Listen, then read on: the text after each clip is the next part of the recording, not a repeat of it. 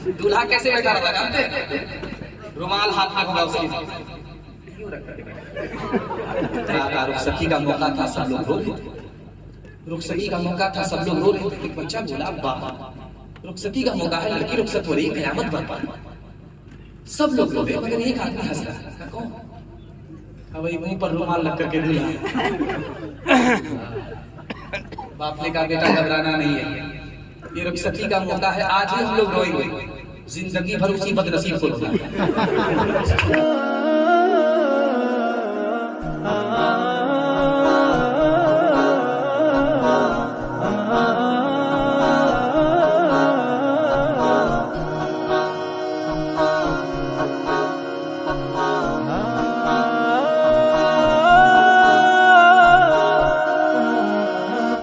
जज़ाकल्लाह। तेरी तकरीर में दरिया की रवानी देखी, तेरी तकरीर में दरिया की रवानी देखी, गुंजो गुल की रंगीन जवानी देखी होंगे।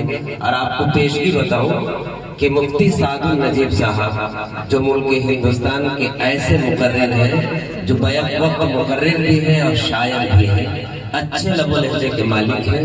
आप अगर आज उनको सुनकर रह जाएंगे तो पछतावा होगा, इसलिए गुजारिश है कि दिल थाम कर बैठे रहें।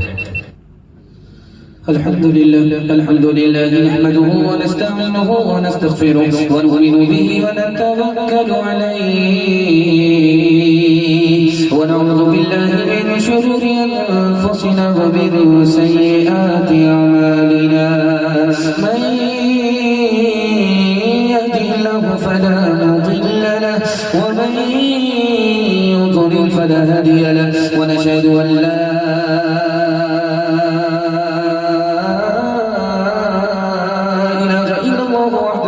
شريك له ونشهد أن سيدنا ونبينا وحبيبنا وشفيعنا وسندنا وإمامنا ومولانا محمدا عبده ورسوله صلى الله عليه وعلى آله وصحبه وبارك وسلم تسليما كثيرا كثيرا. أما بعد فأعوذ بالله من الشيطان الرجيم. بسم الله الرحمن الرحيم. فصل لربك وانحر. صدق الله مولانا العظيم. وقال النبي صلى الله عليه وسلم: من وجد سعة فلم يضحي فلا يقربن مصلانا، أو كما قال عليه الصلاة والسلام. سبحان الله وبحمده سبحان الله العظيم وبحمده استغفر الله. صلى الله على سيدنا محمد صلى الله عليه وسلم. اللهم صل على سيدنا محمد يا رب صل عليه وسلم. أزمة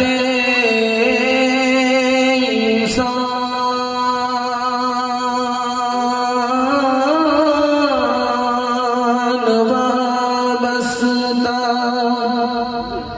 है कुर्बानी के साथ, अज़मत ईमान वाबस्ता है कुर्बानी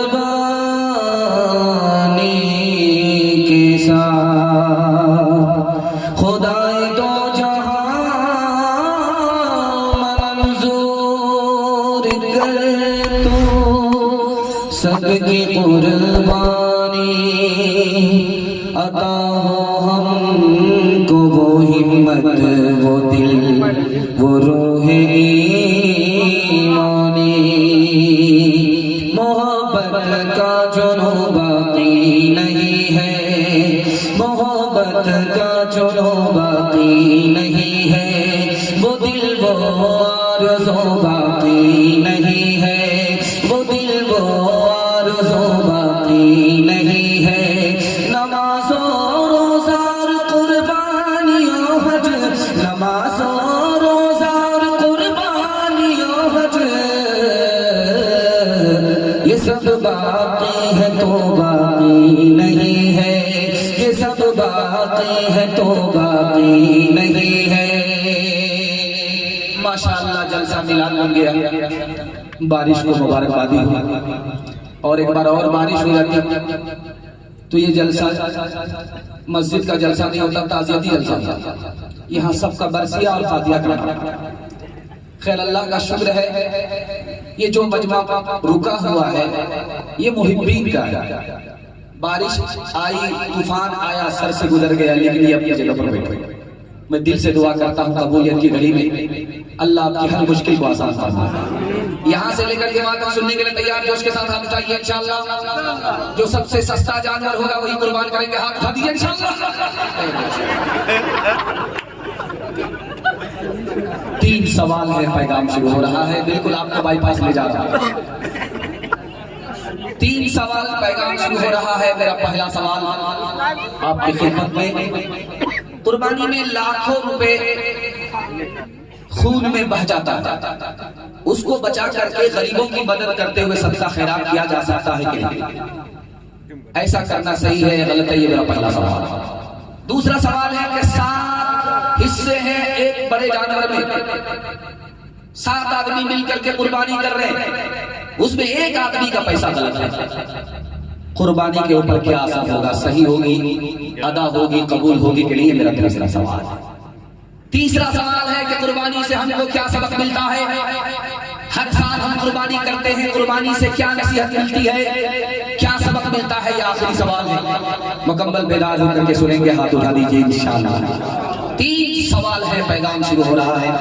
मेरा पहला सवाल था कि कुर्बानी का पैसा बचा करके गरीबों को सदका खैरात किया जाए, गरीबों की मदद की जाए, ये सही होगा? तो लिखा इससे ईमान जाने का खतरा है। गरीबों की मदद के लिए सदका खैरात है, ज़कात है। कुर्बानी गरीबों की मदद के लिए नहीं है, मोहब्बत के इजहार के लिए है।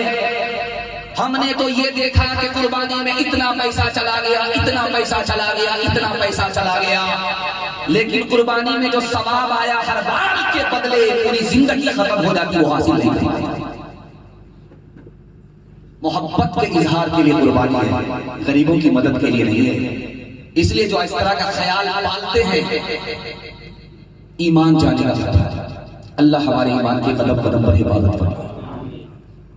बड़ा जानवर 7 आदमी मिलकर के कुर्बान कर रहे थे, उसमें एक आदमी का पैसा चला गया, हराम पैसा, किसी की कुर्बानी नहीं। क्यों भाई? कसूर एक का सजा सब। ये हिस्से गोश्त के हैं, जानवर की जान एक है। गिलास में पानी हो, एक कतरा पेशाब का अगर डाल दिया जाए तो पूरा गिलास नापाक होगा। अल्लाह पाक है, पाक को कबूल करता है। हराम अगर हलाल के साथ मिल जाए सब बेकार, न अदा होगी न होगी। अब आपको करना क्या है? जिसके बारे में पता चल जाए इसका पैसा हराम है, उसके साथ कभी कुर्बानी नहीं करनी। जिसके बारे में पता नहीं चले उसको चोर नहीं समझे, आप गुनहगार। आखिरी नमूना था कि कुर्बानी से हमको क्या सबक मिलता है। कुर्बानी से सबक मिलता है जैसे ये जानवर हमारे लिए जान दे करके हमारे लिए कुर्बान हो गया, उसी तरह हम अपने खुदा के हुजूर सब कुछ लेकर कुर्बान हो जाए। इस साल की कुर्बानी अगले साल, हाथ उठा दीजिए। बिल्कुल सही जा रहा बेचारा, अपनी हाथ उठाइए, समझ में आ गया। 12 बज जाने के बाद हम बैठे हैं, हाथ फैसला कीजिए जिन्होंने हाथ उठाया वो क्या। कौन मकबूल है, कौन मरदूद है, कौन मकबूल है, कौन मरदूद है, बेखबर क्या खबर तुझे को क्या कौन है। कौन मकबूल है, कौन मरदूद है, कौन मकबूल है, कौन मरदूद है, बेखबर क्या खबर तुझको क्या कौन है। जब तू लेंगे अमल सबके मीज़ान पे, जब तू लेंगे अमल सबके मीज़ान पे, तब खुलेगा कि खोटा खरा कौन है। कौन मकबूल है, कौन मरदूद है। इस पर पैगाम को खत्म कर रहा हूँ, आगाज है। मैं उम्मीद करता हूँ कि आप बड़े हौसले के साथ सुन रहे, अंजाम भी अच्छा होगा। मुकम्मल सुनने के लिए तैयार। मैं दुआ करता हूँ अल्लाह आपकी कुर्बानी को कबूल फरमाए। हजरत इब्राहिम की शादी हुई 33 साल की उम्र, और 80 साल जब उम्र हुई तब अल्लाह ने औलाद की नेमत अता फरमाई। 33 साल की उम्र में शादी और बच्चा कब पैदा हुआ? 80 साल की उम्र। जब उस बच्चे की उम्र 13 साल हो गई, एक रिवायत के मुताबिक 7 साल हुई, अब खुदा की बशारत, खुदा की तरफ से बशारत हुई, उस बच्चे को मेरी राह में कुर्बान कर दो। हजरत इब्राहिम ने अपने बेटे से कहा कि बेटा, मैंने बड़ा अजीब ख्वाब देखा है, खुदा के नाम पर मैं तुमको कुर्बान कर रहा हूं। तो बेटे ने कहा, आप भी सच्चे, आपका ख्वाब भी सच्चा, मैं ज़बह होने के लिए तैयार, आप अपना ख्वाब सच्चा कर दीजिए। जिस वक्त बेटा कुर्बान हो रहा है तो 4 फरमाइश किया। पहली फरमाइश, अब्बा आप बाप होकर के चाकू चलाओगे खुदा की मोहब्बत में, आंख पर पट्टी बांधो। दूसरी फरमाइश बताई, मेरे हाथ को मेरे पांव को बांध देना।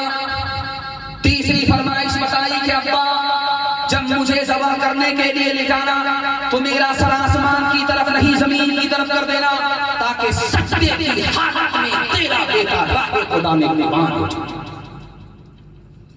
आखिरी फरमाइश बताई कि अब्बा जब मैं कुर्बान हो जाऊं तो मेरा कपड़ा उतार करके मेरी मां के हवाले कर देना, ताकि उसे सब्र हो जाए, जिसने दिया था उसी की राह में मेरा बेटा कुर्बान। दरख्त पर चढ़ गया,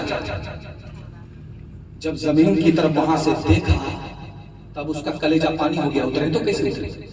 लालच में तो चढ़ गया खजूर खाने के लिए, अब उतरे तो कैसे उतरे? तो मिन्नत मांगा, मालिक 4 हाथ अगर नीचे आ गया तो ऊंट कुर्बान कर। जैसे ही 4 हाथ नीचे आया उसकी मिन्नत की सकती, बोलता है अल्लाह ऊंट तो राजस्थान में होता, कहां से लाऊंगा? रांची में तो भैंस होती। 4 हाथ और नीचे आया तो भैंस कुर्बान कर दूंगा पक्का। जैसे ही 4 हाथ नीचे आया उसको उम्मीद हो गई कि मैं पूरा उतर जाऊंगा। अब उसकी मिन्नत पूरी उतर गई। बोला भैंस कहां से लाऊंगा? 40-50 हजार रुपए खरीदना पड़ेगा, घर में बकरी है, अगर पूरा उतर गया तो बकरी देगी। जब पूरा उतर गया तो बकरी भी कुर्बानी नहीं की। कुर्बानी का दिन गुजर गया, लोगों ने कहा अल्लाह का बंदा ऊंट से आया भैंस पर, भैंस से आया बकरी पर, बकरी भी कुर्बान करने के लिए तैयार नहीं। तो कहता कौन सी कुर्बानी? जो उस दरख्त पर चढ़ेगा वो कुर्बानी करेगा। मैं तो कान पकड़ करके आया हूं, जिंदगी में कभी नहीं चढ़ी।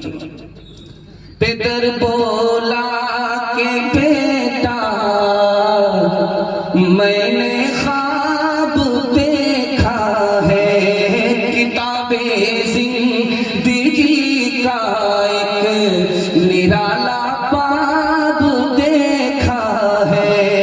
ये देखा है कि मैं खुद तुझको ज़ब्ह करता हूँ, खुदा के नाम पर तेरे लहू में हाथ भरता हूँ।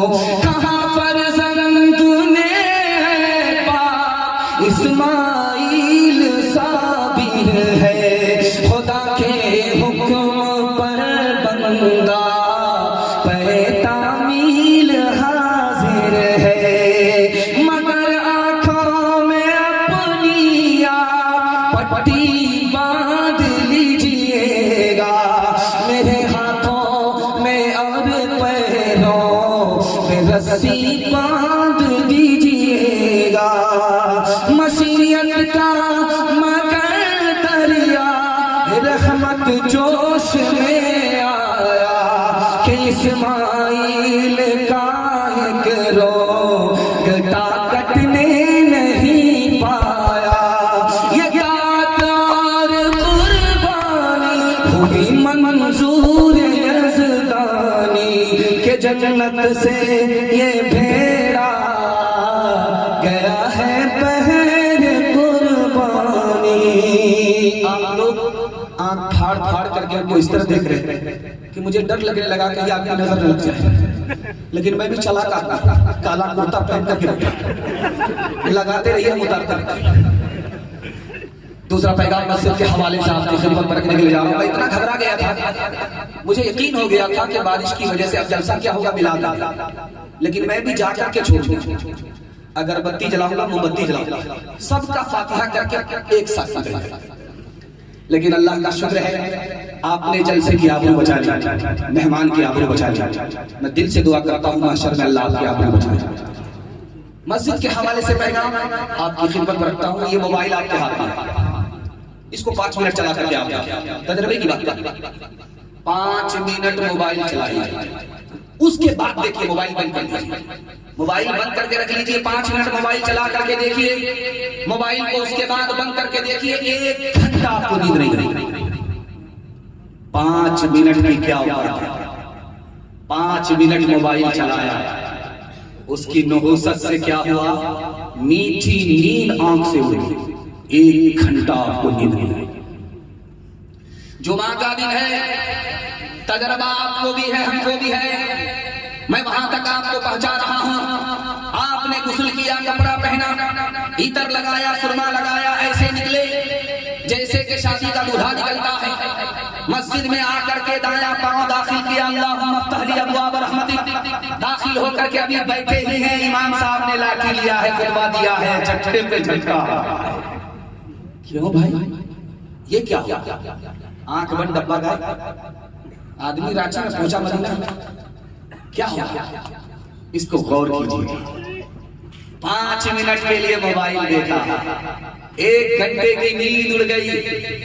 5 मिनट के लिए खुदा के घर में आए, झटके पे झटका आ रहा है, नींद पर नींद आ रही है। जानते हैं क्यों? जब आदमी मोबाइल देखता है तो रूह परेशान होती है, दिल परेशान होता है। जब दिल परेशान होगा, रूह परेशान होगी तो नींद नहीं। लेकिन जब खुदा का बंदा मस्जिद में जैसे ही पांव रखता है तो वहां खुदा की रहमत ने उसको ढांप लिया। अब उसके दिल को सुकून मिल रहा है, नींद फूल पर आती है, कांटे पर नहीं आती। हाथ उठाइए, वादा कीजिए आज आजान सुनेंगे, कल नमाज पढ़ेंगे। बिल्कुल सही जा रहा है, बेचारा अपने हाथ उठाइए, समझ में आ रहा। आप सोच रहे कि हमारा पीछा छोड़ दिया, जब तक मैं कुर्सी नहीं छोड़ूंगा आपका पीछा छोड़ने वाला। इमाम साहब ने मिंबर पर खड़े होकर के कहा कि लोगों नमाज पढ़ो, रोजी में भी बरकत हो, हर काम आसानी से हल हो जाएगा। लोगों ने कहा क्या बड़ी बात है, ठीक है कल से नमाज पढ़ो। जैसे ही कल से नमाज शुरू किया, बस्ती में आग लग गई, पूरी बस्ती जलकर राख। लोग लाठी लेकर के सड़क पर बैठ गए। इमाम साहब ने कहा था नमाज पढ़ने के लिए, जरा आए तो फिर खबर ले गए। इमाम साहब ज़ोहर की नमाज पढ़ाने के लिए आ रहे तो देखा कि लोग तेल पिला करके लाठी लेकर के बैठे, तो इतनी लाठी पड़ेगी कमर सीधी हो जाएगी। इमाम साहब उल्टे पांव भागे। लोगों ने कहा कहां जा रहे हो, नमाज तो पढ़ा दो। तो इमाम साहब भी मंतकी थे, कहा कि मेरा वजू टूट गया, वजू करके आया। मायूस नजर आते हैं मस्जिद के मनारे, आता ही नहीं कोई मौज़िन के पुकारे। मिंबर भी खामोश तो मेहराब है सुनसान। हम कैसे मुसलमान हैं, हम कैसे मुसलमान। हम सिर्फ ही सुनते हैं मस्जिद की अज़ानें, होती ही नहीं हमसे अदा 5 नमाजें। आबाद ही रहे मक्का और मस्जिद वीरान। हम कैसे मुसलमान हैं, हम कैसे मुसलमान। मस्जिद के हवाले से पैगाम मुकम्मल हो गया। छोटे छोटे बच्चे आपके जाग रहे हैं, अल्लाह का शुक्र है ये जाग रहे हैं। बिस्तर भी बचा हुआ है, हम भी बचे, और नहीं पेशाब करके गंगा बहा, खुद भी नापाक होता, पूरे बिस्तर को नापाक करता। इन बच्चों के हवाले से आपको पैगाम देने के लिए जा रहा हूं। बड़ा खूबसूरत है, आप जैसे बैठे वैसे मैं बैठा, जैसे आप बैठे वैसे मैं बैठा। फर्क ये है कि आप भी कुर्सी में है, मैं भी कुर्सी में हूँ। ये कुर्सी इलेक्शन की कुर्सी नहीं, आती आयतुल कुर्सी, उसकी इज्जत आबरू के लिए हम लोग बैठे। जैसे आप बैठे वैसे मैं बैठा, गौर कीजिए कैसे आप बैठे कैसे मैं बैठा, हाथ पांव नीचे, दिल बीच में, दिमाग ऊपर। इस पर गौर कीजिएगा तो इल्म की अजमत का पता आपको चलेगा। इल्म कितनी बड़ी दौलत है, आपके बच्चे के हाथ में आ जाए तो कहां से कहां पहुंच जाए। हाथ पांव से काम काज किया जाता है, इसको सबसे नीचे रखा। दिल से दौलत कमाई जाती है, इसको बीच में रखा। दिमाग से इल्म हासिल होता है, इसको सबसे ऊपर रखा। मतलब क्या? तुम्हारे बच्चे के हाथ में अगर इल्म होगा, हुनर होगा, अल्लाह जिल्लत की बस्ती से उठाएगा, इज्जत की चोटी पर पहुंचाएगा।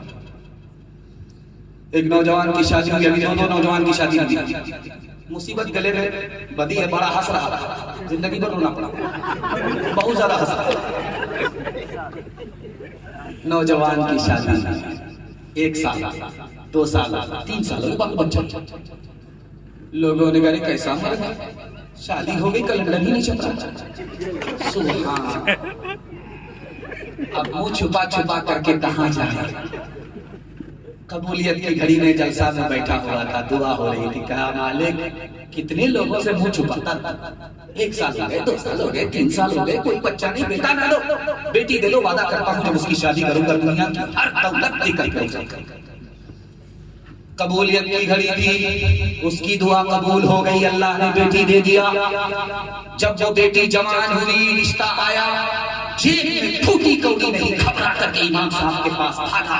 हुजूर में तो झूठा हो गया, खुदा का वादा पूरा हो गया, मेरी जेब में 1 पैसा नहीं, मैंने वादा किया था दुनिया की हर दौलत देकर के बेटी को रुखसत करूंगा। तो इमाम शाफी रहमतुल्लाह अलैह ने कहा, बेवकूफ, तू दुनिया का सबसे बड़ा मालदार है, तेरे पास दुनिया की सबसे बड़ी दौलत है, तू कहता है मेरे पास फूटी कौड़ी थी।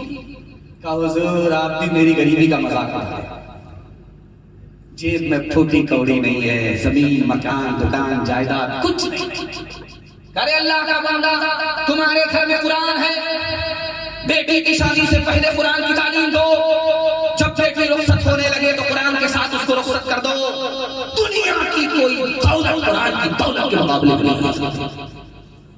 हाथ उठाइए, वादा कीजिए। बेवकूफ सीधा मदरसे में हाथ उठा दीजिए, इंशाअल्लाह। 4 आदमी हाथ उठाइए। हाँ, शादी भी नहीं हुई है फिर भी हाथ उठाइए। इंसान बनाओ, इंसान बनाओ, इंसान बनाओ, इंसान बनाओ। साइंस टेक्नोलॉजी में माहिर भी बनाओ, और जाहिर व बातिन में ताहिर भी बनाओ। पहले तो इन्हें यार मुसलमान बनाओ, इंसान बनाओ, इंसान बनाओ। आवाज थोड़ा बढ़ा दीजिए वरना मुझको ये माइक बढ़ा कर देगा।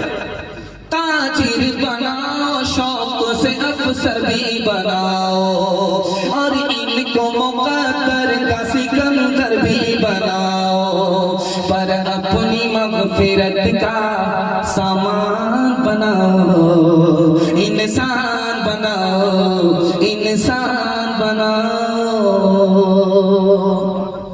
बड़ी जल्दी से आपका पैगाम निकल रहा है, मुझे यकीन है कि आप मोहब्बत से सुन रहे।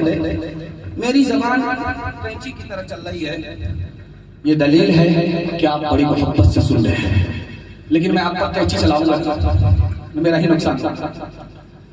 दुनिया और आखिरत के हवाले से पैगाम है, आप लोग सुनने के लिए तैयार हैं? जोश के साथ हाथ उठा दीजिए इंशाअल्लाह। इस जलसे में जो लोग बाकी हैं, मैं एक लाइन में बताने के लिए जा रहा हूं, इसमें नौजवान कौन है, जवान कौन है, अधेड़ कौन है, बूढ़े कौन है। इस मजमे में जिसकी उम्र 30 साल है वो नौजवान,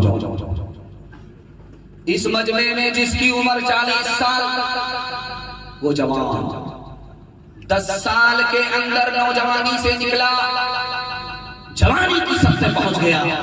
इतनी छोटी उम्र, 10 साल पहले नौजवान था, 10 साल के बाद जवान था। और जिसकी उम्र इस मजमे में 50 साल है वो नौजवान भी नहीं, जवान भी नहीं, अधेड़ हो गया। कन्या का भी मामा, दूल्हा का भी, आधा इधर आधा उधर, 50-50। अब देखिए कि 10 साल का इनकलाब 10 साल पहले जवान था, 10 साल पहले नौजवान था, क्या 50 साल की उम्र हुई, अब नौजवान भी नहीं रहा, जवान भी नहीं रहा, और सिर्फ 50 पर 5 का इजाफा हुआ, 50 से 55 में पहुंचा, अब अधेड़ भी नहीं रहा, बूढ़ा हो गया, कबाब में हड्डी बन गई। नाती कह रहा जल्दी से कुर्सी छोड़ो, कब तक दुनिया को लपेटते रहोगे। आप देखेंगे आपके यहाँ भी जनाजा पढ़ा जाता है, हमारे यहाँ भी जनाजा पढ़ा जाता है, तो जनाजे को रख करके इमाम साहब माइक लेकर के, वो ऐलान आपके यहाँ भी है, वो ऐलान हमारे यहाँ भी। ऐलान पर मैं नुक्ताचीनी नहीं कर रहा हूं, लेकिन उस ऐलान का फायदा कितना है ये बताने के लिए कोई फायदा नहीं। उस ऐलान में ये कहा जाता है कि मरने वाला मर गया, किसी का पैसा है तो बेटे से ले लीजिएगा, किसी को गाली दी है, हाथ और पांव से तकलीफ पहुंचाई है तो दिल से माफ कर दीजिएगा। इस ऐलान का कोई फायदा नहीं, जिसको सताया वो नमाज़े जनाजा पढ़ने के लिए आया ही नहीं, जो काम जीते जी करना था मरने के बाद किया जा रहा। कोई एक आदमी की हिचकी बंद नहीं हुई, डॉक्टर के पास लेकर गया, ऐसी सही, डॉक्टर ने कहा इसको क्या हुआ, हिचकी नहीं बंद हुई। डॉक्टर ने समझ लिया कि 1 नंबर का दुनियादार है, इसको 99 की बीमारी है, इसलिए हिचकी आ गया, दवाई वाई नहीं दिया, रिश्तेदार से कहा इसको ले जाओ, इसका आखिरी वक्त। अब क्या था, हिचकी फौरन रुक गई। हाथ जोड़ करके रिश्तेदारों ने पूछा कि डॉक्टर साहब आप बहुत बड़े जादूगर हैं, जो हिचकी 1 महीना से बंद नहीं हो रही, 1 झटके में बंद हो गई। डॉक्टर साहब ने कहा जानते हो क्यों हिचकी बंद हो गई? मौत के डर से। बहुत बड़ा दुनिया। क्या मिला सैयाद मेरे आशिया को तोड़ के, किस कदर मेहनास रखा था ये तिनके जोड़ के, किस कदर मेहनास रखा था ये तिनके जोड़ के, 4 दिन भी चैन से करने न तीसरे चमन, कह दिया सैयाद ने बस चल दो गुलशन छोड़ के, कह दिया सैयाद ने बस चल दो गुलशन छोड़ के। बड़ी तादाद में जवानों को सिर्फ 3 मिनट का पैगाम देता रहा, आधा जलसा मेरे हिस्से का निकल चुका है। आपने मोहब्बत में सुना, मुझे पता नहीं चला, और थोड़ा सा और साथ देंगे, मोहब्बत में ये जलसा भी मुकम्मल हो जाएगा। हमारे जवान सुनने के लिए तैयार, जोश के साथ हाथ उठा दीजिए इंशाअल्लाह। बूढ़े लोग गलती से हाथ मत उठाइएगा। आप लोग यहाँ जवान होने वाले हैं, सीधा जन्नत में जाकर के जवान होंगे, और हूर से आपका जरूर निकाल, लेकिन यहाँ कोई चांस ही नहीं। जवानों के हवाले से आपके मोबाइल में टॉर्च होती है, रात में कभी भी उठिए, जमीन पर मार करके देखिए, दीवार पर मार करके देखिए, हर चीज सुकून में है, हरकत में नहीं है, समाई चुकी है। कभी भी रात के किसी वक्त में उठ करके आप दीवार पर टॉर्च मार करके देखिए, जमीन पर टॉर्च मार करके देखिए, उस रोशनी में कोई चीज चलती हुई नजर नहीं आएगी सवाई चूटी। चूटी रात में क्यों चलती है? दिन में भी चलती है, रात में भी चलती है, वो सोती है कि सुलेमान अलैहिस्सलाम ने जवानों से कहा, ओ जवानों, जानते हो ये चूटी जाग करके क्या करती है? ये सर्दी के लिए रोजी कमा रही है, ये बारिश के लिए रोजी कमा रही है। उस मासूम को पता है कि बारिश के जमाने में निकलना मुश्किल होगा, उसके लिए अभी से कमाना पड़ेगा। इस मासूम को, इस नातवा को पता है कि सर्दी के जमाने में निकल नहीं सकते, उसके लिए खुराक का इंतजाम भी करना होगा। रात दिन की मेहनत ने, चूटी ने जान बचाई, खानदान भी बचाया। अगर जान बचाना चाहते हो, खानदान बचाना चाहते हो, तो चूटी से नसीहत पकड़ो, हलाल कमाओ, हिसाब से खर्च करो। 3 जवान इस जलसे में आए हैं जलसा सुनने के लिए, तीनों ना। एक जवान इसमें वो है जो हर वक्त शीशे पर रहता है, क्रीम लगाया, पाउडर लगाया, इधर लगाया, उधर लगाया, चिकना ही बनता। इसको तरक्की नहीं मिली। बनाव सिंगार की आदत औरत को होती है, ये मर्द होकर के औरत हो गया, इसको तरक्की। दूसरा जवान है हर वक्त खेल में, आईपीएल में लगा हुआ है, कैरम बोर्ड में लगा हुआ है, लूडो में लगा हुआ है, खेल कूद की आदत बच्चे को होती है, ये जवान होकर के बच्चा हो गया, इसको तरक्की नहीं। और एक जवान है पीछे कमर भाग रही है, आगे पेट भाग रहा है, हर वक्त खाने के चक्कर में रहता है, उसका पेट है इंडिया गेट है, न पटता है न भरता। इस जवान को भी तरक्की नहीं हुई। ये इंसान नहीं है, ये जानवर है, ये हाथी की तरह कोटा पूरा करने के लिए। जानते हैं इस मजमे में एक ही मुकद्दर का सिकंदर है, वो कौन है आपको बताने के लिए जा रहा हूं। रात में सोने से पहले प्लान बनाता है, करना क्या है, ये काम करना, वो काम करना, ये काम करना, वो काम करना, ये काम भी छूटना नहीं चाहिए, वो काम भी नहीं छूटना चाहिए। सोने से पहले प्लान बनाया, सो करके उठा, धड़ाधड़ धड़ाधड़ धड़ाधड़ काम करता रहा, जब तक काम नहीं किया तब नहीं दिया। यही वो जवान है जो मिट्टी को सोना बना, हट्ठा कट्ठा उल्लू का पट्टा, भीख का कटोरा लेकर के कहता अल्लाह के नाम पर दे दो, मौला के नाम पर दे दो। एक आदमी बोला कि शर्म नहीं आती, भीख मांग रहे तो फुटबॉल खेल रहे, भीख भी मांग रहे हो, सर भी उछाल रहे हो, भीख भी मांग रहे हो, प्याला भी उछाल रहे हो, शर्म नहीं आती। तो उसने एक झटके पे जवाब दिया, किस बात की शर्म? मेरा दादा नेशनल फकीर था, मेरा बाप इंटरनेशनल फकीर। खानदानी पेशा है कि हम लोग शाह होकर के भी, गदा होकर के भी शाह नहीं थे।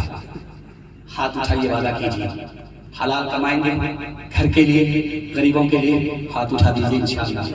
जो खुदा से नहीं मिला ससुर से लेंगे, हाथ उठा दीजिए इंशाअल्लाह। कर तो भी तरक्की दुनिया में, असबाब तिजारत पैदा करे, कारून की दौलत ठुकरा दे, उस्मान की दौलत पैदा करे। नेकियां तेरी, नेकियां तेरी तराजू में तुले या न तुले,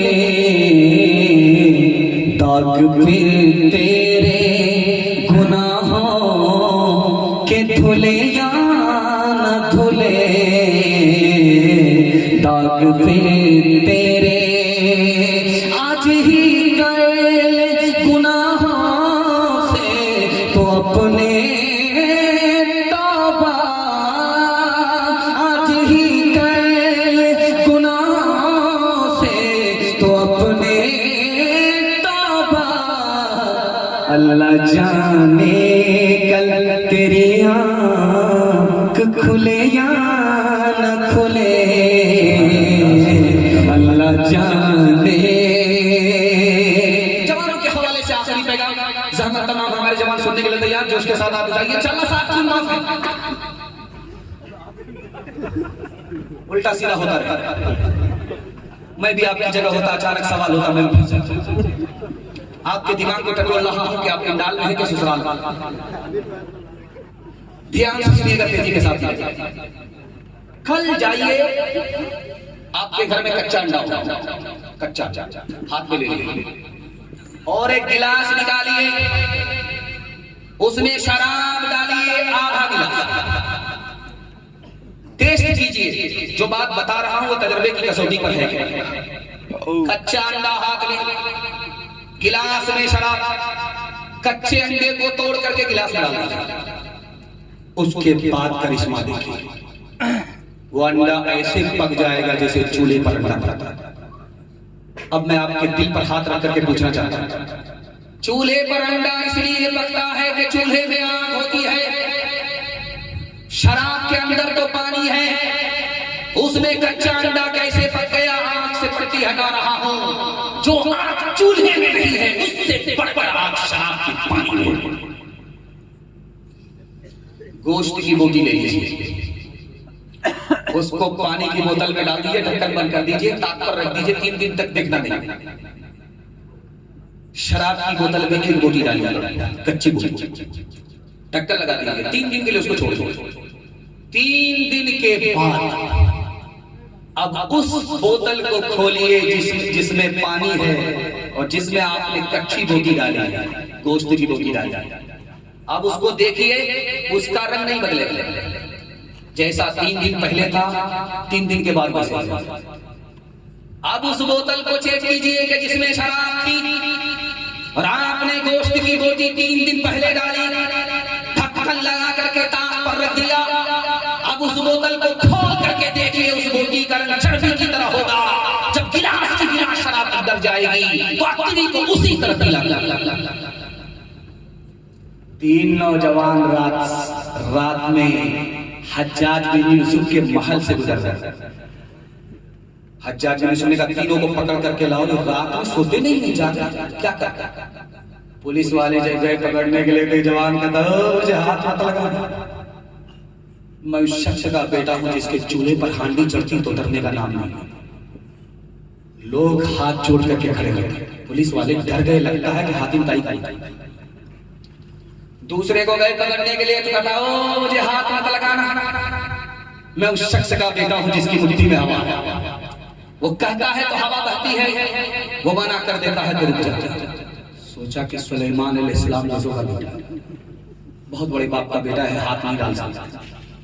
तीसरे को गए पकड़ने के लिए, कहता मुझे हाथ मत लगाना, मैं उस शख्स का बेटा हूं जिसके सामने बड़े बड़े की गर्दन झुकती है, वो खून भी बहाता है, जुर्माना भी देता है। घबरा गया कि रुस्तम पहलवान का बेटा। हज्जाज बिन यूसुफ ने कहा, तीनों को पकड़ करके लाओ, बहुत बड़े बाप का बेटा नहीं है। जिसने कहा कि मैं उस शख्स का बेटा हूं जिसकी मुट्ठी में हवा है, ये लोहार का बेटा है। बाप हाथी चलाता है तो हवा चलती है, छोड़ देता है तो रुक जाती है। जमीन पर है, आसमान की बात। जिसने कहा मैं उस शख्स का बेटा हूं जिसके चूल्हे पर जब हांडी चढ़ती उतरने का नाम नहीं लेती, तो बावर्ची का बेटा। भात उतार करके दाल चढ़ाएगा, दाल उतार करके तरकारी चढ़ाएगा। सर्दी के जमाने में लोग आग तापने के लिए हाथ जोड़ करके खड़े होंगे, बेवकूफ बना। हज्जाज बिन यूसुफ ने कहा, जिस शख्स ने कहा कि मैं उस शख्स का बेटा हूं जिसके सामने बड़े बड़े की गर्दन झुकती है, तो नाई का बेटा। बादशाह भी बाल बनाने के लिए आएगा, सर झुकाना पड़ेगा, उस तरह लग जाएगा, फिर भी पैसा देना पड़ेगा। वजीर आला को बाप का साला बता रहा है, वजीर आजम को दादा का साला बता रहा है। जमीन पर है, आसमान की बात। हाथ उठाइए, वादा कीजिए, दारू से खुद भी बचेंगे, पूरे समाज को बचाएंगे। हाथ उठा दीजिए इंशाअल्लाह। जब डॉक्टर जवाब दे देगा तब छोड़ देंगे। हाथ उठा दीजिए इंशाअल्लाह।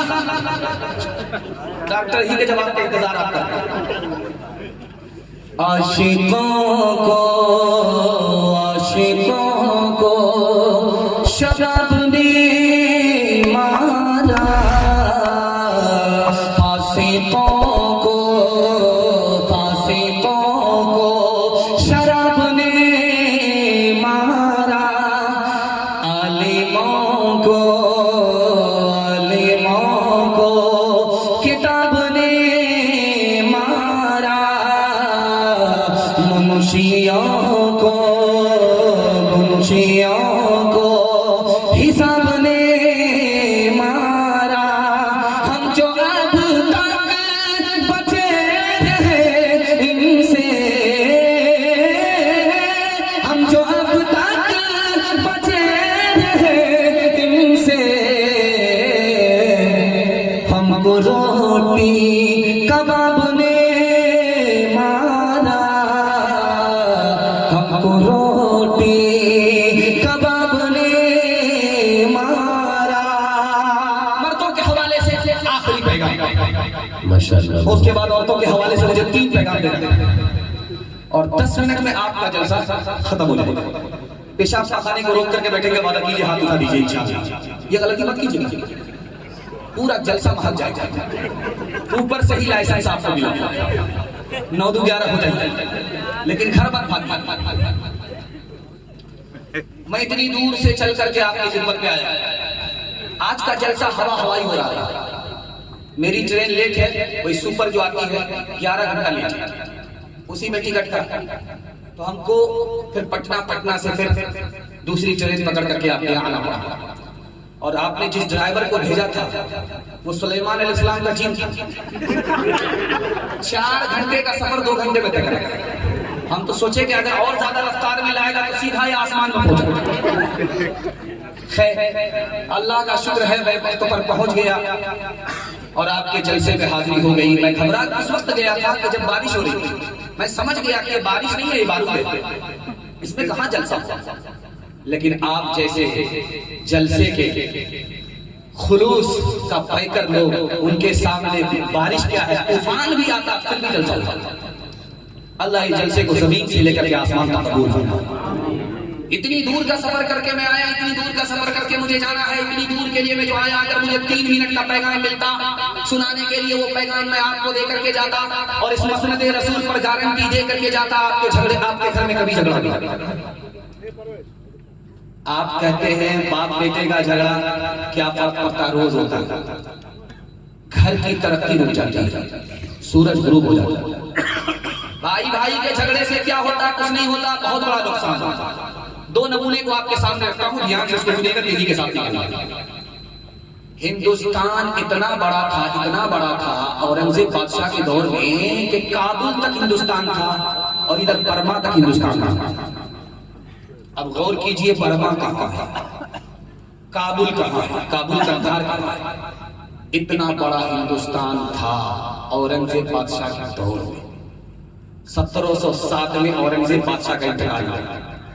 3 बेटे थे, कुर्सी का झगड़ा हुआ। भाइयों के झगड़े में हिंदुस्तान छोटा हो गया। मुसलमान के हाथ से जो हुकूमत गई आज तक लौट करके नहीं आई। जिस घर में भाई का झगड़ा हुआ उस घर में कभी तरक्की नहीं। एक नमूने को आपकी खिदमत में रखता हूं, यह रांची है। रांची में आपने अलविदा जुमा पढ़ा था और आपको ऐलान याद होगा। उसी ऐलान पर इस जलसे को, इस पैगाम को मैं खत्म करूंगा। चाहे रांची हो चाहे पटना हो, अलविदा जुमा में एक ऐलान हुआ, वहां भी वही ऐलान, यहां भी यही ऐलान। उस ऐलान में क्या था कि लोगों इस ऐलान को सुनो, गौर से सुनो। ईद की नमाज 7:30 बजे ईदगाह में हुई। यही ऐलान पटना में, यही ऐलान रांची में, अलविदा जुमा में यही ऐलान, अलविदा जुमा में वही ऐलान। एक ही जैसे ही रांची में इमाम साहब ने खड़े होकर के ऐलान किया कि लोगों ईद की नमाज 8:30 बजे ईदगाह में होगी, एक आदमी बीच से खड़ा बोला, इमाम साहब ईद की नमाज अगर ईदगाह में पढ़ोगे तो मैं कभी नहीं पढ़ूंगा। ईद की नमाज मस्जिद में पढ़ो, मस्जिद में पढ़ोगे तो पढ़ूंगा, ईदगाह में कभी नहीं। इमाम साहब ने करीब बुला करके पूछा, अरे अल्लाह का बंदा, ज़ोहर की नमाज नहीं है, जुमा की नमाज नहीं है, ये साल भर की नमाज है, ईद की नमाज है, ईदगाह में पढ़ी जाती है। तुमको कौन सी आफत है, तुम ईदगाह में क्यों नहीं पढ़ना चाहते हो? जब बारिश होती है, आफत होती है, तब मस्जिद में ईद की नमाज पढ़ी जाती है, तुमको कौन सी आफत? आफत की बात आते, मेरा भाई सबसे बड़ी आफत, उससे मेरा 30 साल से केस चल रहा है अदालत, वो ईदगाह में पढ़ेगा, जब वो पढ़ेगा तो मैं क्यों? इमाम साहब ने हल बताया। अरे अल्लाह का बंदा, इससे परेशान होने की क्या बात है? तुम भी एक किनारे में ईद की नमाज पढ़ना, तुम्हारा भाई भी एक किनारे में ईद की नमाज पढ़ेगा। जब नमाज खत्म होगी तो वो एक रास्ते से चला जाएगा, तुम्हारा भाई एक रास्ते से चला जाएगा। सांप भी मर गया, लाठी तो खफा होकर के कहता, ये कौन सा है? आप एक किनारे की बात करते हो। अगर मुझे पता चल गया कि मेरा भाई जन्नत में चला गया है तो मैं जन्नत में भी नहीं जाऊंगा। हाथ उठाइए, वादा कीजिए, घर के झगड़े को खत्म करेंगे, घर में इंशाअल्लाह हल करेंगे। हाँ माशाअल्लाह, मैं थोड़ा थोड़ा सा लेकर के मैं पहुंच रहा हूं। इन्होंने पर्ची दी है, उस पर्ची में बहुत कुछ नहीं है, अगर अभी बता देंगे तो आप लोग घबरा जाएंगे। हाँ अच्छा, उधर से ही है। हाँ तो बगल में कब्रिस्तान है। खैर ध्यान से सुनिएगा, तरक्की का राज क्या है। आप हिंदुस्तान में देखेंगे मड़वाड़ी कौम है, उसको तरक्की, मड़वाड़ी तरक्की के आसमान को छू जानते हैं 2 वजह से। उसमें जो भी नीचे गया उसको सब मिलकर के संभालते। और हमारे यहाँ क्या होता है कि कोई घर का आदमी अगर ऊपर जा रहा है, घर ही का आदमी टांग खींच करके उसको नीचे करता है, बेटा इतनी जल्दी ऊपर जाने की जरूरत नहीं है, बराबर। और आप जाकर के कोर्ट में पूछिए वकील से, मड़वाड़ी का मुकदमा आता है, केस आता है, तो बोले डायरेक्ट बोलेगा क्यों है, झगड़ा होता है लेकिन घर में हल हो जाता है, अदालत में नहीं जाता। तरक्की का राज आसमान को छू रहा है मड़वाड़ी, और मुसलमान जिल्लत के गड्ढे में पहुंच रहा है। इस घर को आग लग गई। हाथ उठाइए, वादा कीजिए दामाद बेटी के झगड़े में दामाद सीधा जेल। हाथ उठा दिए, इंशाअल्लाह गुजार आदमी। खैर माशाअल्लाह पगड़ी बांध करके आप मेरा हाथ साथ दिए। जिंदाबाद जिंदाबाद ऐ मोहब्बत जिंदाबाद, जिंदाबाद जिंदाबाद जिंदाबाद जिंदाबाद जिंदाबाद जिंदाबाद ऐ मोहब्बत जिंदाबाद। मंदिर में तो मस्जिद में तो ही है ईमानों में, मुरली की तानों में तो ही है आज़ानों में, मुरली की तानों में तो ही है आज़ानों में। तेरे दम से तीनों नाम की, तेरे दम से तीनों धर्म की दुनिया है आबाद। जिंदाबाद जिंदाबाद ऐ मोहब्बत जिंदाबाद। हज हुकूमत जिसका मजहब फिर उसका ईमान कहाँ, जिसके दिल में प्यार न हो वो पत्थर है इंसान कहाँ, जिसके दिल में प्यार न हो वो पत्थर है इंसान कहाँ। प्यार के दुश्मन होश में प्यार के दुश्मन होश में तो जाएगा बर्बाद। जिंदाबाद जिंदाबाद ऐ मोहब्बत जिंदाबाद। मर्दों के हवाले से पैगाम मुकम्मल हो गया, औरतों के हवाले से पैगाम है, यहाँ से लेकर के वहां तक सुनने के लिए तैयार है। जो उसके साथ हाथ उठाइए इंशाअल्लाह। घबरा के नहीं ना, हटाइए उठाइए, सही में भी घबरा के। हजरत थानवी बैठे हुए थे जलसा में, पर्दे के हवाले से पैगाम सुना। तो 20 से एक जवान खड़ा हुआ, हुजूर पर्दे के ऊपर मत बोलिए, हर मौजू पर बोलिए, पर्दे के ऊपर मत बोलिए, पर्दा गुलामी है, आजादी है। तो हजरत ने एक लाइन में जवाब दिया, 100 चोट सोनार की, 1 चोट लोहार की। हजरत ने कहा, जवान खड़े हो जाओ, तुमने कहा कि हजरत पर्दा गुलामी है, पर्दा आजादी नहीं है, पर्दे के ताल्लुक से मत बोलिएगा, हर मौजू पर बोलिएगा, पर्दे के ऊपर मत बोलिएगा। तुम खड़े खड़े मेरे सवाल का जवाब दो, उसी में तुम्हारे सवाल का जवाब है। 100 का नोट कहाँ रखते हैं? कहा के ऊपर की जेब। कहा 200 का नोट कहाँ रखते हैं? कहा नीचे की जेब। कहा 2000 का नोट कहाँ रखता है? अंडरवेयर की जेब। नोट की हिफाजत करते हो, औरत की हिफाजत नहीं करते, दौलत की हिफाजत करते हो। याद रखो, दौलत जाएगी वापिस आएगी, औरत जाएगी कभी वापस। ट्रेन में सफर हो रहा है, शेखुल इस्लाम मौलाना हुसैन मदनी रहमतुल्लाह अलैह।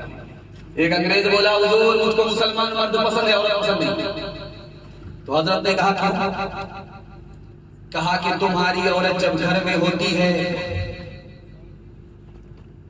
तो कैद में होती है, जेल में, और तुम्हारी औरत जब घर से बाहर निकलती है तो मुर्दा होती है, चेहरे पर कफन लिपटा हुआ। उसने बुर्के को कफन कहा, मुझको औरत पसंद नहीं। हजरत ने कुछ नहीं कहा, जेब से नींबू निकाला, दूसरी जेब से चाकू निकाला, नींबू को काट करके उसका रस गार दिया, गिलास में शरबत बना करके जब रख लिया, उसके बाद जब पीने लगे तो अंग्रेज से कहा, मैं तो अपना शरबत पी रहा हूँ, आप अपना शरबत पी जाइए। आप आपके मुंह में जो पानी आया है वो शरबत आपका था। तो अंग्रेज बोला हजरत आप बिल्कुल सही कहे, जब नींबू कटता है तो मुंह में पानी आता है। तो हजरत ने मौके का चौका मारा। जब कोई औरत बेपर्दा बाजार आती है तो आवारा लोगों के मुंह में उसी तरह पानी आता है जैसे नींबू कटने पर देखने वाले के मुंह में पानी आता है। अभी शादी के सिर्फ 4 महीने हुए, औरत को बच्चा तो घबरा करके शौहर से कहा इसका क्या नाम रखा? क्या नाम? इसका नाम रखो तेज रफ्तार। इसका क्या नाम रखो? 9 महीने का सफर 4 महीने में तय कर लिया। इसका नाम वंदे भारत रखो, राजधानी रखो शताब्दी। जिस्म पे लिबास की कमी अजीब लगती है, मुझे अमीर बाप की बेटी गरीब लगती है।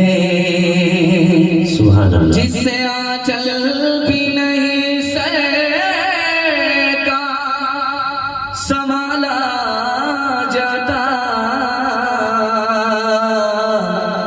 उससे क्या खाक तेरे घर की हिफाजत होगी। खुली फिरती है जो आज़ाद वो खतरे में रहती है, हिफाजत से हमारी मुर्गियां डरबे में रहती है। बुजुर्गों की शराफत का भरम रखने में रहती है, हमेशा खानदानियों रते पर्दे में रहती है। खुला एक आसमां पे को उड़ने के लिए मौला, तमन्नाओं की चिड़िया ख्वाब के पिंजड़े में रहती है। हाथ उठाइए, वादा कीजिए औरत की आबरू और ईमान की हम खुद हिफाजत करेंगे। हाथ उठा दीजिए इंशाअल्लाह। बड़ा खूबसूरत जलसा जिसे निकल गया। आखिरी पैगाम औरतों के हवाले से बाकी रह गया और सिर्फ 5 मिनट का आपका जलसा बाकी रह गया। हमारे ऊपर दबाव है कि 5-5 मिनट करके ही घंटा पूरा कर दीजिए, वरना ये 9-11 हो जाएगा। लेकिन मैं आपका ज्यादा इम्तिहान नहीं लूंगा, मैं आपको प्यासा छोड़ करके जाऊंगा। हदीस में आता है कि इतना भी मत पिला दो कि न तुम्हारी कदर हो न दीन की कदर हो और जलसा का पानी उतर जाए। प्यासा छोड़ करके जाऊंगा लेकिन टारगेट पार करके जाऊंगा, इसमें कंजूसी नहीं होगी। इंशाअल्लाह आपका जलसा निकल गया। मैं दुआ करता हूं अल्लाह आपकी हर मुश्किल को आसान फरमाए। औरतों की तालीम के हवाले से पैगाम है, यहां से लेकर के वहां तक सुनने के लिए तैयार है। जोश के साथ हाथ उठाइए इंशाअल्लाह। बिल्कुल सही कहा, घबराना नहीं, लेकिन बेफिक्र होना नहीं है। अभी मैंने कुर्सी नहीं छोड़ी, इम्तिहान जारी है। एक नुक्ते की बात को गौर से सुनिए। लड़की को पढ़ाना क्यों जरूरी है? लड़के से ज्यादा पढ़ाना क्यों जरूरी है? हर हाल में पढ़ाना क्यों जरूरी है? 3 नुक्ते को आपके सामने रखता हूं। लड़की को पढ़ाना 3 वजह से जरूरी है। पहली वजह, जैसे आपका लड़का इंसान है उसी तरह आपकी लड़की इंसान है। अगर आपने उसको तालीम से महरूम किया वो जानवर से बदतर। दूसरी वजह, जैसे आपका लड़का मुसलमान उसी तरह आपकी लड़की मुसलमान। अगर आपने लड़की को तालीम से महरूम किया उसका तीनों ईमान खतरे में पड़ जाएगा, इसलिए पढ़ाना जरूरी। तीसरी वजह, लड़की को पढ़ाना क्यों जरूरी? ईमान के बाद औरत से ज्यादा सबसे कीमती कोई दौलत नहीं, लेकिन अगर वो तालीम से महरूम हुई तो दुनिया की सबसे बड़ी मुसीबत। अब इस नुक्ते पर आइए, लड़का से ज्यादा लड़की को पढ़ाना, और 1 गुना नहीं 4 गुना ज्यादा लड़की को पढ़ाना है। लड़की को कम, लड़की को ज्यादा। क्यों? लड़की 4 मंजिल में पहुंचती है। पहली मंजिल में वो बेटी है, दूसरी मंजिल में वो बीवी है, तीसरी मंजिल में वो माँ है, चौथी मंजिल में वो सास है, जब आप बेटे से ज्यादा बेटी को पढ़ाएंगे तो बेटी 1 नंबर आगे चलकर 1 नंबर बीवी बनेगी, 1 नंबर माँ बनेगी, 1 नंबर सास बनेगी। मर्द पढ़ता है तनहा, मर्द पढ़ता है, औरत पढ़ती है सारा खानदान। और लड़की को हर हाल में पढ़ाना होगा, घर में रखना हो तब भी पढ़ाना होगा, घर से बाहर निकाला नौकरी के लिए फिर भी पढ़ाना होगा। एक मर्द को बादशाह को 4 पता करना था कि जाहिल कौन है, पढ़ी लिखी कौन। तो एक बीवी के पास आकर के बोला सुबह हो रही है, कहाँ हो रही, कैसे पता चला, मुंह में पान का मजा बदल गया, सुभान अल्लाह। दूसरी बीवी के पास आकर के बोला कि सुबह हो रही, कहाँ हो रही, कैसे पता चला, लालटेन की रोशनी धीमी, अल्हम्दुलिल्लाह। तीसरी बीवी के पास आकर के बोला सुबह हो रही, कहाँ हो रही, कैसे पता चला, नाक में जो नथ थी ठंडी पड़ गई, अल्हम्दुलिल्लाह, बड़ा खुश हुआ। अब आया उस बीवी के पास जो जाहिल ही नहीं थी, जाहिल की अम्मा थी। उसके बाद उससे कहता है कि सुबह हो रही, कहाँ हो रही, कैसे पता चला, रोज पता चलता, रोज कैसे पता चलता, पेशाब आ रहा, खाना आ रहा, कैसे रोज पता चलता है, वैसे पता चलता है। ये चाहे तो जन्नत घर को बना दे, ये चाहे तो दोज़ख ही उसको बना दे, ये चाहे तो इज्जत हमारी करा दे, चाहे तो जिल्लत में हमको गिरा दे, ये चाहे तो रुसवा जमाने में कर दे, ये चाहे तो इज्जत के फट जाए पर्दे, जमाने की रफ्तार,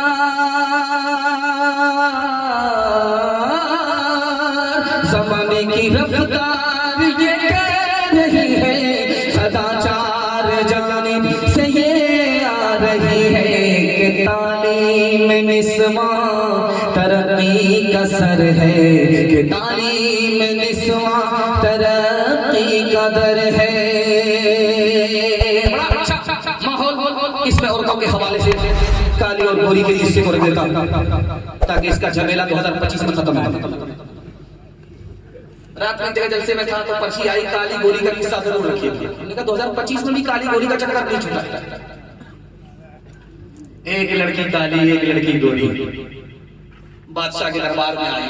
बादशाह सलाम हमको नौकरी चाहिए। बादशाह ने सोचा कि मंतिक से बेवकूफ बना दें। तो बादशाह ने कहा कि एक ही सीट है, 2 उम्मीदवार, किसी को मिलेगी किसी को नहीं, किसी का दिल रहेगा किसी का दिल नहीं रहेगा, किसी को नहीं।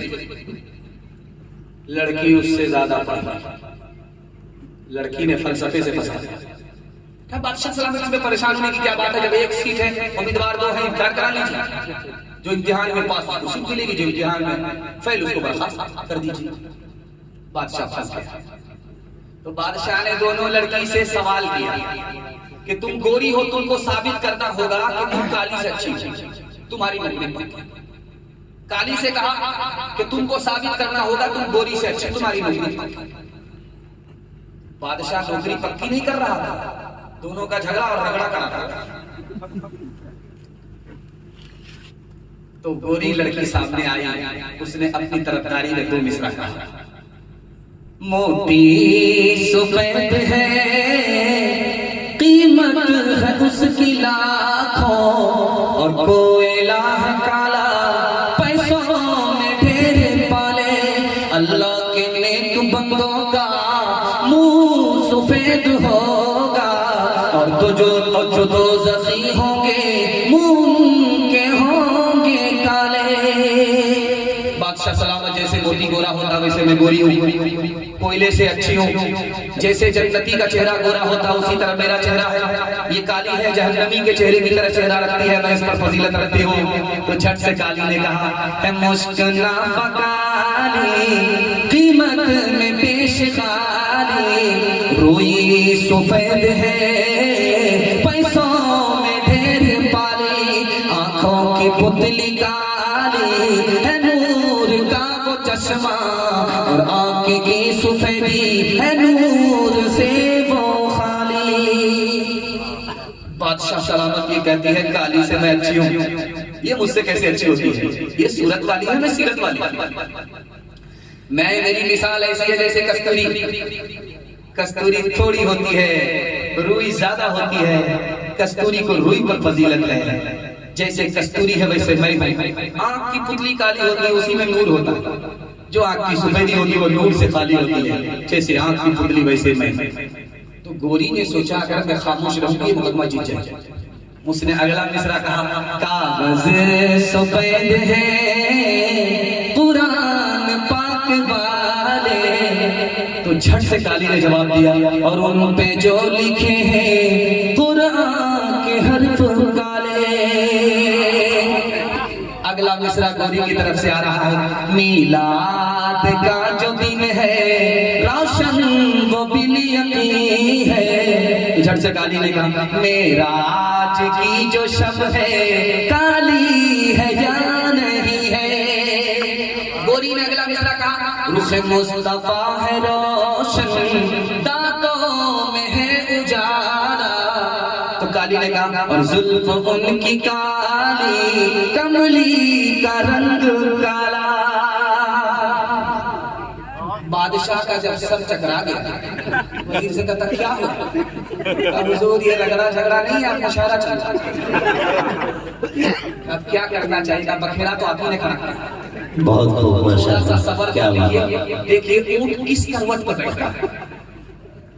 तो गोरी ने बड़े प्यार से बादशाह को खिताब किया, इंसाफ कीजिएगा कुछ सोचिएगा प्यारे। सूरज सफेद रोशन तारे सफेद सारे। बादशाह सलामत इसके चक्कर में बताइए, सर उठा करके देखिए, जैसे मैं गोरी हूँ वैसे सूरज गोरा है, जैसे मैं गोरी हूँ वैसे चांद गोरा है, जैसे मैं गोरी हूँ वैसे सितारे गोरे हैं। मुझको फजीलत है, मुझको कबूल कर लीजिए, मुझको नौकरी दे दीजिए। तो काली ने कहा, इंसाफ कीजिएगा है आप अपने वाले। काला गिलाफ काबा हजरत बिलाल काले। क्या बात है भाई, दोस्त खूब। बादशाह सरकार करके बैठ गया, मुराकबे में चला गया। वजीर ने कहा क्या हुआ? कहा मेरा हार्ट फेल हो गया, इन दोनों से निजात दिला। कहा हुजूर जल्दी से दोनों को नौकरी दे दीजिए, वरना कयामत की सुबह तक मुशायरा जारी है। उसने सूरत चंद रोजा, उसने सीरत मुस्तकिल, इससे खुश होती है आंखें, उससे खुश होता है दिल।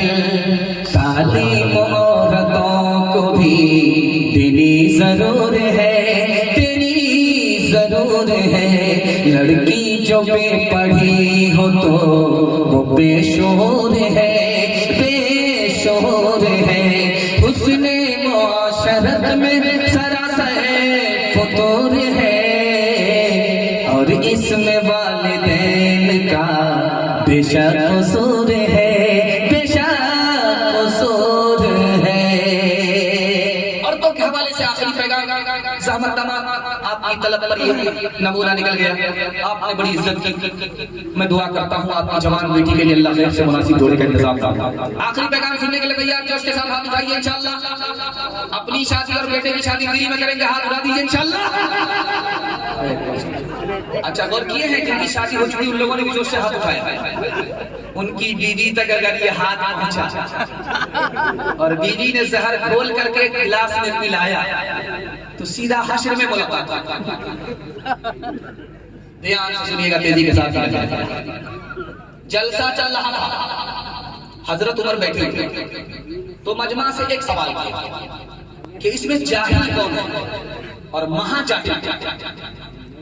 जाहिल कौन है इस मजमे में, महाजाहिल कौन है? कैस नाम का एक जवान खड़ा हुआ का हुजूर जो अपनी दुनिया बनाए, अपनी आखिरत बर्बाद करे, ये जाहिल। सुभान अल्लाह, मुबारक हो बेटे, तुमने जाहिल का सही जवाब दिया। जाहिल अंगूठा टेक को नहीं करते, इस्लाम में वो जाहिल नहीं है जिसको लिखना नहीं आता, पढ़ना नहीं आता, इस्लाम में जाहिल वो है जो दुनिया के चक्कर में अपनी आखिरत बर्बाद करता है, जाहिल। उसके बाद हजरत उमर ने दूसरा सवाल किया, महाजाहिल कौन है? तो जाहिलों का अब्बा, जाहिलों का इमाम। का हुजूर पता नहीं, आप बता दीजिए। जो दूसरे की दुनिया बनाए, अपनी आखिरत बर्बाद करे, ये महाजाहिल। उसकी तो दुनिया बन गई, इसकी आखिरत बर्बाद हो गई। दुनिया में इस धरती में इससे बड़ा कोई जाहिल नहीं हो सकता। लाइए मेरा पर्चा बना ही नहीं, सारी पर्ची को मैं जेब में डालता।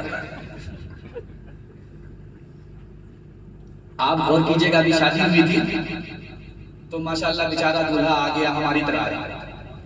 हम भी सोचे कि ये भी मुसीबत का मारा आ गया, सादा सीधा सादा आ गया। लेकिन जब आप शादी हाल में दूल्हा को देखिएगा तो ये कुर्सी नहीं होती, लाल कुर्सी होती है, बड़ी खूबसूरत कुर्सी होती है, उसमें बैठा रहता है। दूल्हा से ज्यादा उसकी कुर्सी चमकती है। अच्छा, उसमें देखिएगा दूल्हा बैठता कैसे है, आपको हैरत होगी। हाँ, पानी पीजिए, कौन कौन से घाट का भी पानी पीना है। तो उसमें देखिएगा दूल्हा कैसे बैठा रहता, जानते हैं? रुमाल हाथ में होगा उसके, किससे पर्दा हो रहा उसका? अल्लाह। ज़बान होने के बावजूद भी मुंह ताला रखे हुए। अच्छा, मुंह पर रुमाल लगा करके हंसता है। एक बच्चा देख रहा था, रुखसती का मौका था, सब लोग रो रहे थे। रुखसती का मौका था, सब लोग रो रहे थे। एक बच्चा बोला, वाह, रुखसती का मौका है, लड़की रुखसत हो रही है, कयामत बर्बाद। सब लोग रो रहे, मगर एक आदमी हंस रहा है। कौन? अब मुंह पर रुमाल लग करके दूल्हा। बाप ने कहा, बेटा घबराना नहीं है, ये रुखसती का मौका है, आज ही हम लोग रोएंगे, जिंदगी भर उसी बदनसीब को रोना। पर रुमाल लग करके हंसा। आपको घोटाला बता रहा हूं, वो मुंह पर रुमाल क्यों रखता है, ये राज आपको बता रहा हूं, इसको ध्यान से सुनिए। उसका बाप बगल में बैठा रहता, बेटा कुछ नहीं बोलता, बाप उसकी तरफ से बताता। तो लड़की वाले ने पूछा, हाजी साहब, बेटी हमारी, बेटा कोई अंदर से डिमांड तो नहीं? तो अस्तगफिरुल्लाह, ला हौला वला कुव्वता इल्ला बिल्लाह, कैसी बात करते, मैं हाजी हूं, मक्का मदीना देख करके आया, अल्लाह ने सब कुछ दे रखा है, आप डिमांड की बात करते, मैं अपने लिए डिमांड नहीं करता। अगर 4 चक्का दे दीजिएगा फिर भी बेटी आएगी और जाएगी। कितना बड़ा सियाना है, काम भी निकालना चाह रहा, बदनाम भी देखना चाह रहा। एक भूमियार का दुनिया को ठक करके जा रहा था, तो बेटा से बोला, बेटा मुझको पुरानी कब्र में दफन करना, ध्यान से, नई कब्र में दफन मत कर। तो बेटा बोला, वाह, हर नया मुर्दा नई कब्र में जाता है, आप पुरानी कब्र में क्यों जाना चाहते? तो कहा कि दुनिया को ठक करके जा रहा हूं, फरिश्ते को भी ठगना चाहता। तो बेटा बोला, तुम्हारे बाप की औकात है, फरिश्ते को ठग लोगे? 2 मिनट, जब तुम मुझको पुरानी खबर में दफन करोगे, फरिश्ता पूछने के लिए आएगा, कहेंगे अभी तो पूछ करके गए थे, क्या बार बार दिमाग खराब करने के लिए? दिल पर हाथ रख करके बताइए, सर पर हाथ रख करके बताइए, मैं आपसे पूछता हूँ, ये गाड़ी मिली किसको? बेटी दामाद। ये भैंस किसको मिली? बेटी दामाद। ये सामान किसको मिला? बेटी दामाद को। इस बानर बाप को क्या मिला? नाना की हुंडी। ये दूसरे की दुनिया बना रहा है, अपनी आखिरत बर्बाद कर रहा है। कितना सच है, कितना झूठ है, कितना हक है, कितनी लूट है, कितना हक है, कितनी लूट है, रख सभी का लाज कुछ न बोल, क्या है ये समाज कुछ न बोल, क्या है ये समाज कुछ न बोल, ढोल का ये बोल सिर्फ देख ले, दिल ज़बान खोल सिर्फ देख ले, दिल ज़बान खोल सिर्फ देख ले, मान ले यहाँ की बात को, दिन समझ ले काली रात को, दिन समझ ले काली रात को, चल दे यूं ही ये सिलसिला, कुछ न बोल किसको क्या मिला, कुछ न बोल किसको क्या मिला, तरासों का झोल सिर्फ देख ले, ऐ दिल ज़बान को सिर्फ देख ले। पैगाम खत्म हो गया। आखिरी पैगाम माँ बाप की खिदमत के हवाले से तमाम आपने बहुत साथ दिया। मैं घबरा रहा था कि कहीं ये बारिश का सिलसिला रुक गया है, कहीं शुरू ना हो जाए, लेकिन अल्लाह ने मेरी आबरू आपकी आबरू की दोनों एक साथ लाज रखी है। हम खुदा का इम्तिहान नहीं ले सकते, खुदा के हवाले हो सकते हैं। आखिरी पैगाम माँ बाप की खिदमत के हवाले से यहाँ से लेकर के वहां तक सुनने के लिए तैयार, जोश के साथ हाथ उठाइए इंशाअल्लाह। सास ससुर को किबला और काबा कहेंगे, हाथ उठाइए इंशाअल्लाह।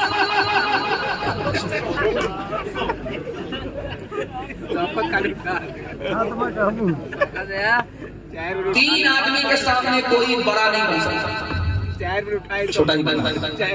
गौर से सुनिएगा, जिस तरह बात करके हमारे तरफ तवज्जो कीजिए। 3 मिनट का पैगाम आपके सर से गुजर रहा है। मैं दुआ करता हूँ अल्लाह आपको माँ बाप की खिदमत से जन्नत अता फरमाए। आमीन।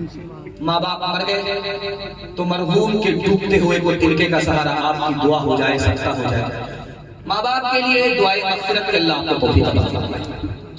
3 आदमी के सामने सबको छोटा बनना पड़ता है, कोई बड़ा नहीं बन सकता।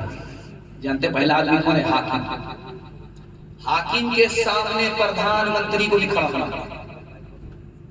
हाकिम का वो मर्तबा है कि प्रधानमंत्री भी वहां छोटा नजर आता। और दूसरा जानते हैं कौन?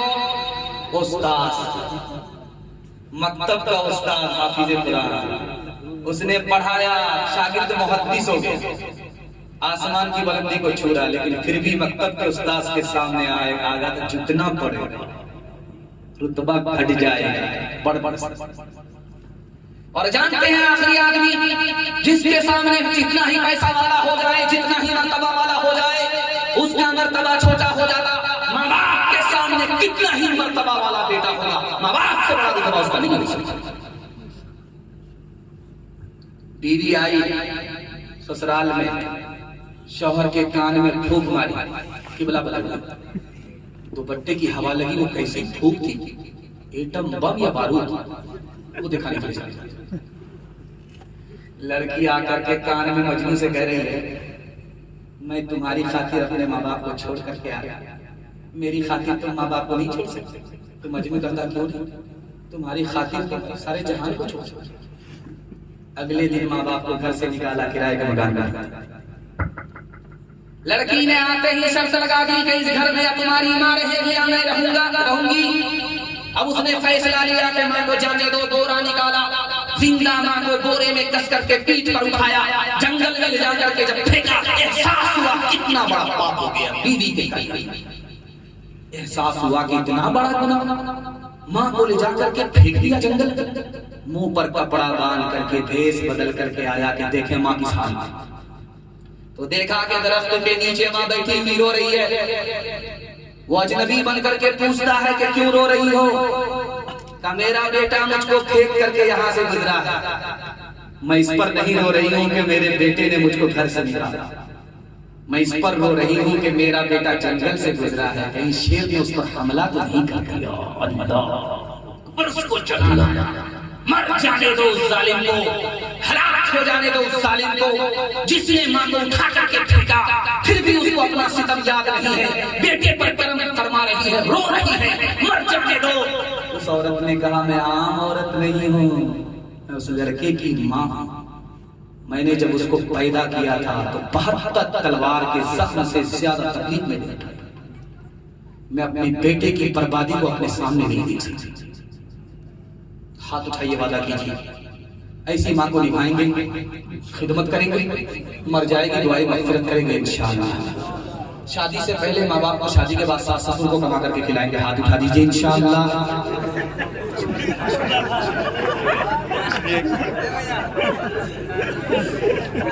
पैदा दुनिया माहौल बेकार बेटा, पैदा दुनिया माहौल बेकार बेटा, पैदा दुनिया माहौल बेकार बेटा, बचपन से अब तक गंवार बेटा, माए बाप रकुरता छो फटा गए, माए बाप रकुरता छो फटा गए, माए बाप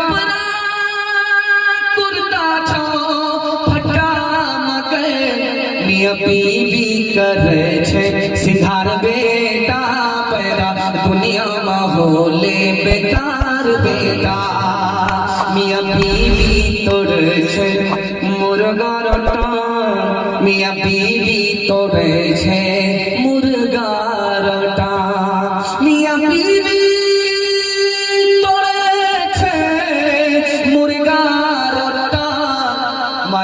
खाए छो छुच्छे अचार बेटा पैदा दुनिया माहौले बेकार बेटा। बस 2 पर्ची आई थी और जरा खींच दे 1 घंटा आज फल करके देंगे इंशाल्लाह। बस 2 फरमाइश है। असल में जहां तक आपका जलसा होना था वो हो चुका माशाल्लाह। मैं निशाने तक पहुंच गया। अब मैं अपनी तरफ से इजाफा कर रहा हूं। जब बराबर बराबर बटखारा नाप करके दे दिया जाता है तो आखिर वो कहता फाव दे दीजिए, वही फाव दे दीजिए। इसमें 2 पर्ची आई थी।